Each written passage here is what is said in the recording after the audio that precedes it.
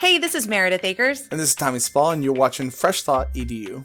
Meredith, I have been noticing you've been making some really stellar graphics lately, especially posting to Twitter. So I need to know, how are you doing that? Well, thank you, Tom. You're so kind. Well, let me share with you some things that I've been working on. For example, I shared this on Twitter the other day. I said, my to-do list was too long. And so I decided, instead of doing anything on it, to make it prettier. So I made this big plans, date today, soon, and just made some fun checkboxes and shared it on Twitter.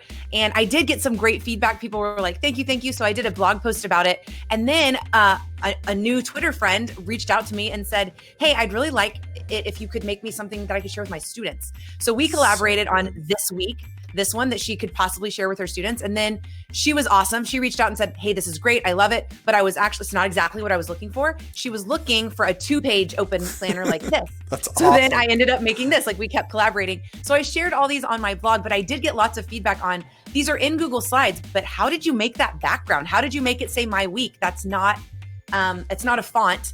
And so the way that I actually made it was using an app called Procreate. If you've never heard of Procreate, it's an iPad app, so it's an iOS app. I think they actually have it for a phone also. It does cost $10. So if you want to try something else and get your feet wet and see do I even like creating graphics on the iPad? Something that I started with, because Jen Giffen recommended it, was Tayasui Sketches. When you find it, it just says Sketches, but officially it's Tayasui Sketches, and it is free. So I would suggest, before you spend $10, maybe see if you like it. But then any artwork I'm able to make, like if I make a blue watercolor background, then I can just save it as an image and put it in the background of my Google Slides. Ridiculous. So it's really added to my digital work as well. That's awesome. Thank you so much for sharing your fresh ideas with us. See you guys next time.